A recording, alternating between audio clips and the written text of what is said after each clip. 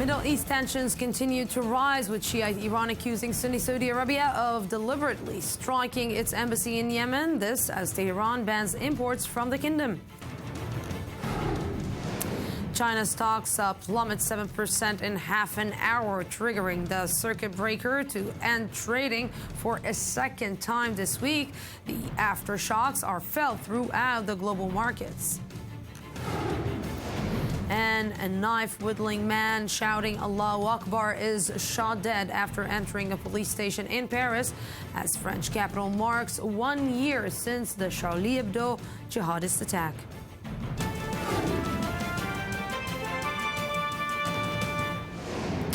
Welcome back to the news today. We're opening with breaking news. Israeli security forces thwarted an attempt stabbing at Gush Etzion Junction in the West Bank this evening. According to a preliminary report, 3 attackers were shot dead at the scene. No other injuries were reported.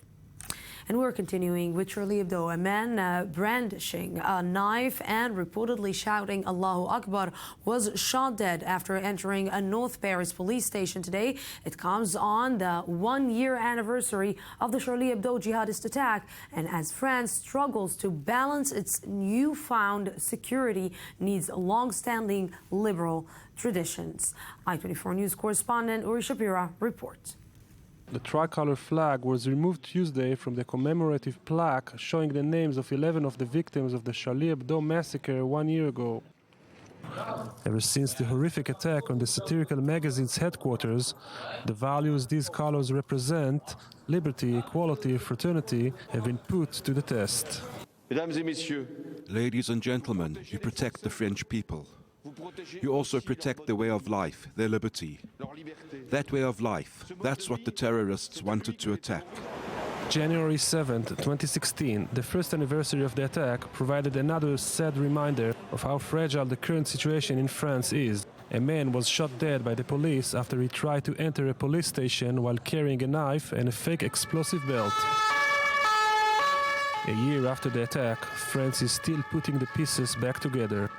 Perhaps the reason for this dramatic reaction is the fact that the terrorists didn't just kill innocent people in the middle of the French capital, they also attacked and jeopardized one of France's important principles, freedom of speech. Charlie Hebdo was a controversial media outlet way before last year's attack. In 2011, its offices were vandalized after the paper published a special edition featuring Prophet Muhammad as a guest editor, but nothing prepared anyone for that Wednesday last year, when 2 brothers, Saeed and Sharif Kouachi, burst into the Charlie Hebdo offices and opened fire. Overnight, France became a country under severe threat, tension that only increased after the Paris attacks of November 13, which killed 130 people. The attack didn't put an end to Charlie Hebdo's sharp and sometimes even grotesque way of dealing with controversial issues, but it did raise the question of civil rights in France versus the needs of a better security. In May, the French lower house of parliament passed a contentious intelligence bill that expanded the government's ability to spy on phone and web communications. Une nouvelle étape devait être franchie. A new step must be taken. The intelligence services must have the human, legal and technical means to undertake the surveillance operations that are necessary and proportionate. A year after the attack at Charlie Hebdo, the words of former editor Sharp were written on the wall, perhaps a chilling reminder of the values he tried so determinedly to protect. "I'm not afraid of reprisals," he said in a 2012 interview, 3 years before the attack. "I'd rather die standing than live on my knees." And with me right now here in the studio is Daniel Shek, former Israeli ambassador to France. Good evening. You know, we are seeing that it seems that, again, France is a target, obviously. 1 year after, France is still licking the wounds of just the Paris terror attacks that we experienced just a short while ago. And yet it seems that France is still struggling to find a real solution or struggling to understand the situation. Well, of course, who better than us Israelis to understand that this is an ongoing fight? You don't, it's not one-off and you win, you lose, you lose.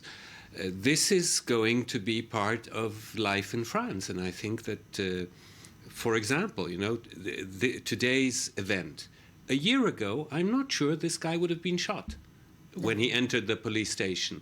Maybe they would have checked maybe he's not quite normal, maybe he's not a real threat, and maybe it would have ended with victims.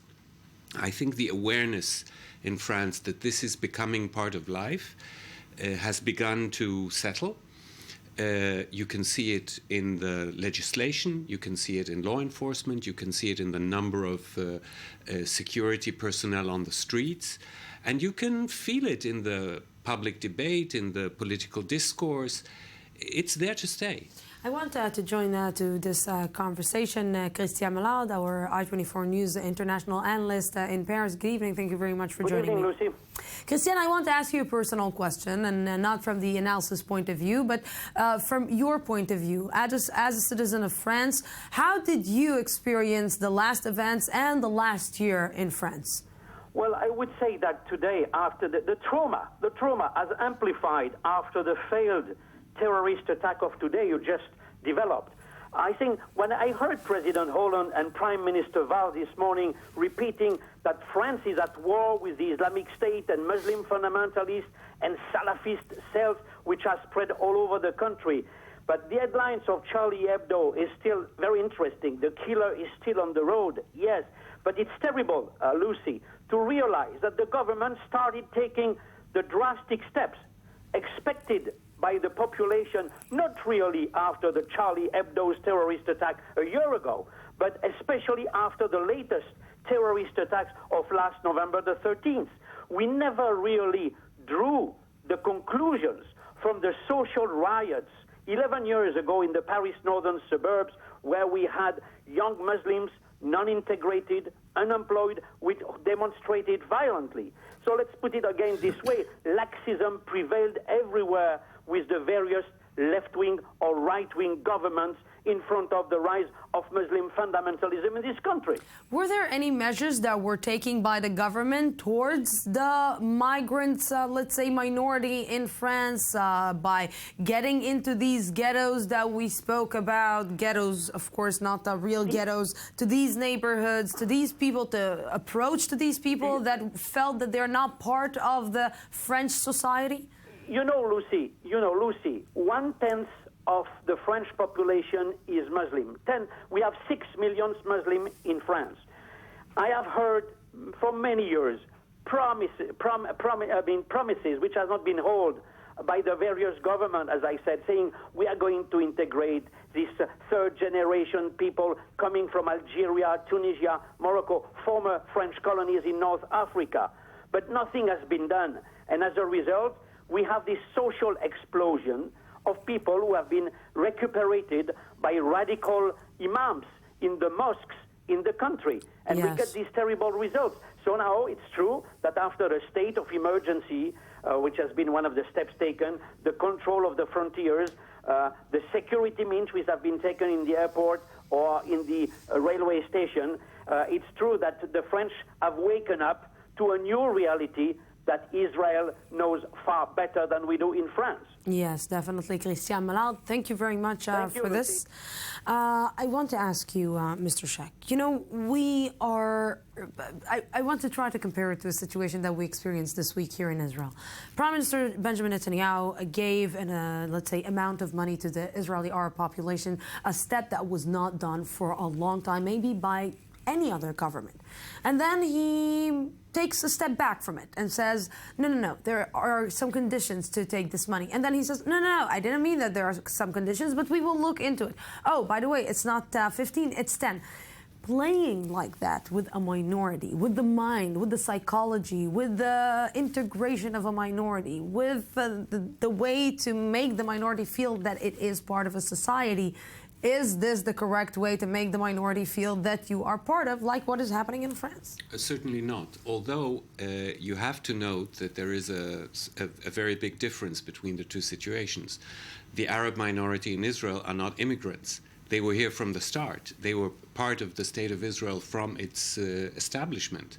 Whereas in France, it's an immigrant trend. Doesn't make it any easier, doesn't make it any better. I'm just saying that in a sense, the obligation, quote unquote, that Israeli prime ministers, and it's unfair to blame only Prime Minister Netanyahu. Yes, of course. It's been going on for years and decades.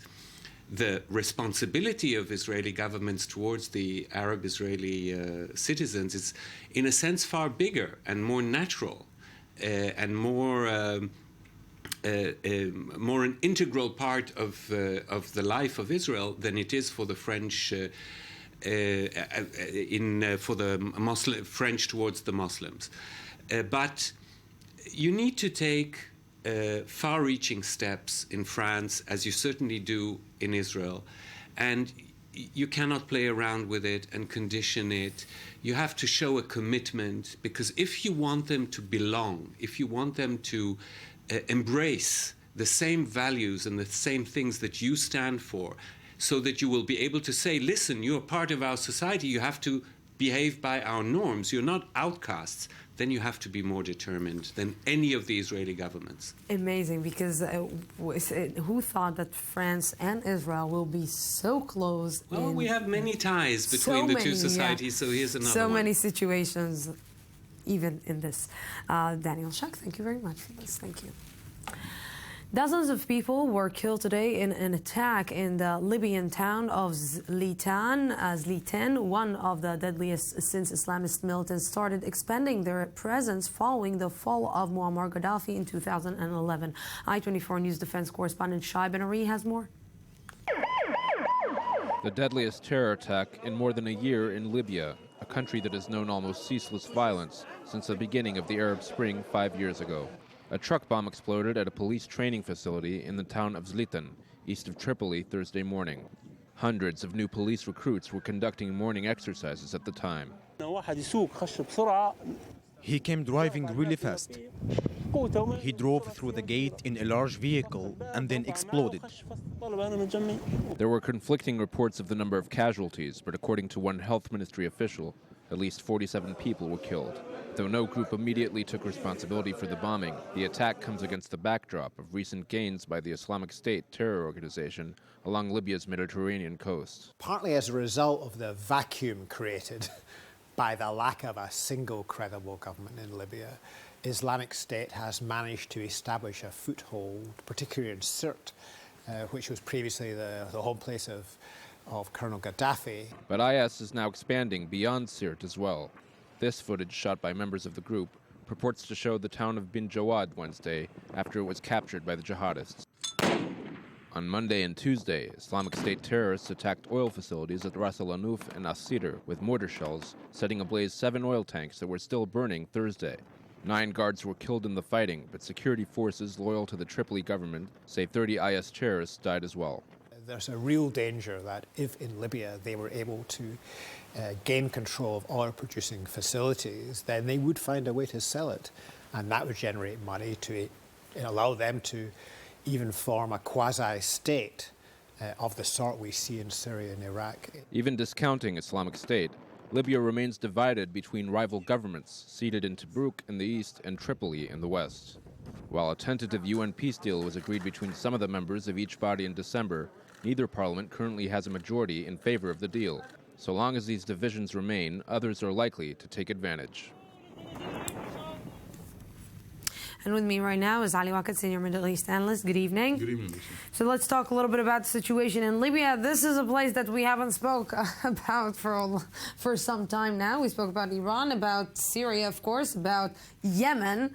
But what is happening in Libya? Yeah, maybe we're not speaking regarding the internal situation of Libya, the two camps that are fighting power and now trying to reach a peaceful agreement that will allow to create a united government that will prepare the country for government. But yes, we were talking, Lucy, when we were saying that maybe the Islamic State is on the defensive in Iraq and in Syria, we mentioned that they are finding more ground in Libya Libya, for example, and that Libya can be crucial because it is closer to Europe and to the West than Iraq and Syria, and the Islamic State is fighting now almost against everybody in Libya, the two governments and the Islamic militias, in order to say, I am the new boss in Libya, I am the new guy that will dictate the rule of the day, and I'm afraid that they are succeeding, and there is some logic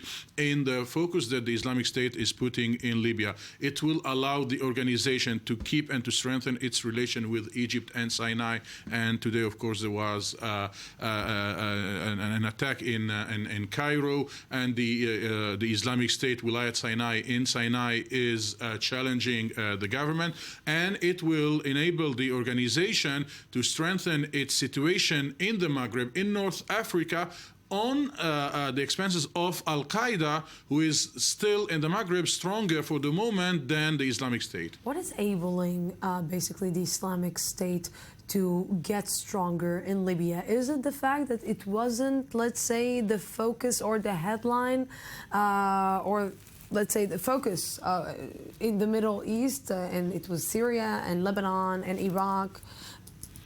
Lucy, maybe our focus was not on Libya, but the focus of the Islamic State was since long time on Libya. They knew that they need to create more strongholds in the region, and Libya was a strategic one because it is in the middle between the Maghreb, between Europe and also Egypt, and we know that Egypt, because of the chaos that is ruling in Egypt, it is relatively an easier place to try to build cells, to build infrastructure, and to dominate the terrible traffic of arms in this region, arms that is being all around the Middle East, coming from Libya, and it comes from Libya, absolutely from the West to Libya to the Middle East, and the Islamic State want to be in this very strategic junction of the region. So you're saying that we didn't guard, the West, maybe the media and everybody, we didn't guard the milk. They're not absolutely idiots. So we didn't guard the milk, and the cats came back to drink it. I think so. Ali Waqid, thank you very much for this. Abbas Zaki is a senior Palestinian official and member of the Fatah's Central Committee. He currently acts as a special envoy to Arab states and China. Our own Mohammed Al-Qasim had the opportunity to sit down with him in Ramallah. Here's an excerpt. They are scrambling. I mean, does it make sense? Okay, what is the alternative? This will open the gates of hell on them. I'm telling you today that people bite their fingers and regret the loss of chances for peace when the drumbeat called everyone to Al-Aqsa.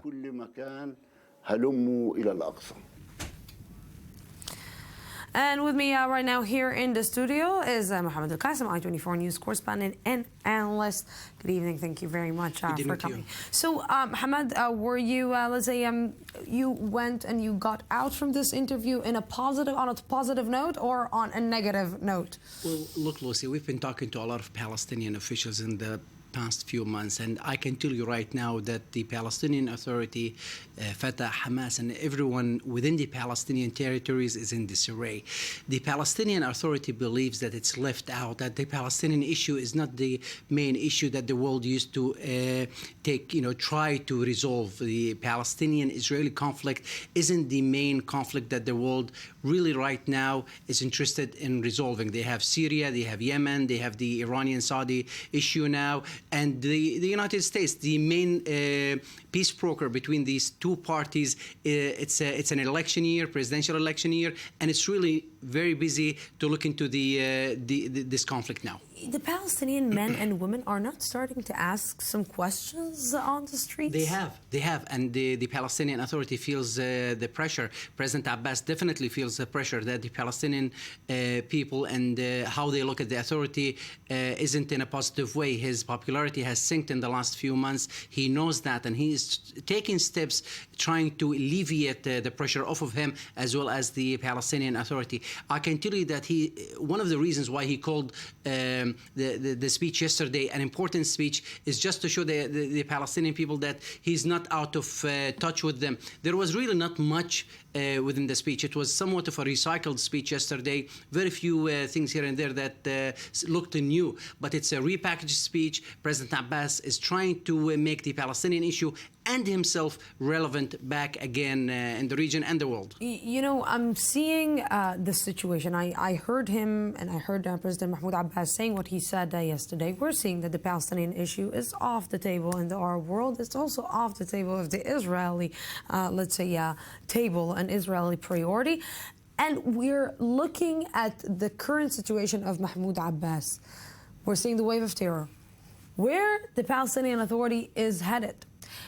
Who is trusting who there? Who is doing what there? And what as I said at the beginning, there is somewhat, the Palestinian Authority is somewhat of a disarray right now. The Palestinian House needs to be organized. There are too many people now are trying to put themselves and stage themselves as the next president of the Palestinian Authority. They're trying to kind of set themselves up to replace President Abbas if he passes or if he chooses to step down. President Abbas made it clear yesterday that the Palestinian Authority will not dissolve. It will not be it will not disappear.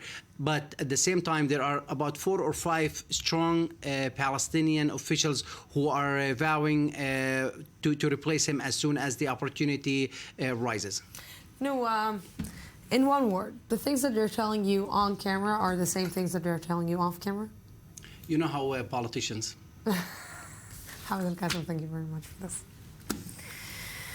U.S. Defense Secretary Ashton Carter reaffirmed Washington's support for South Korea today following the North's alleged hydrogen bomb test. For his part, Secretary of State John Kerry condemned Pyongyang's actions as highly provocative. Maya Margit has the latest. World powers have condemned North Korea over its latest nuclear test and are considering new punitive actions against Kim Jong-un's regime. On Thursday, South Korea's defense minister said he spoke with his U.S. counterpart Ash Carter just hours after the North announced it successfully tested a hydrogen bomb. During their meeting, the U.S. reaffirmed its commitment to defending South Korea. We agreed that the provocation would be an unacceptable and irresponsible provocation. The UN Security Council also held an emergency session and said it is working on a new draft resolution that will include, quote, significant measures. After speaking with Japan's foreign minister, U.S. Secretary of State John Kerry underscored the need for an international response. The underground explosion in North Korea shook the earth so hard that it registered as a seismic event with U.S. earthquake monitors. North Korea has a long history of voicing belligerent rhetoric against the United States and its Asian allies. Yet Pyongyang's announcement on Wednesday that it had successfully tested a hydrogen bomb, much more powerful than its atomic equivalent, came as a surprise. Even so, nuclear experts have cast doubt on the claim.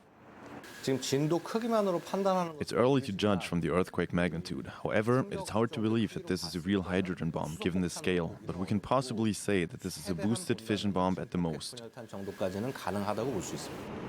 World powers are pressing for a swift and robust new UN resolution against Pyongyang, but a clear response has not yet been spelled out.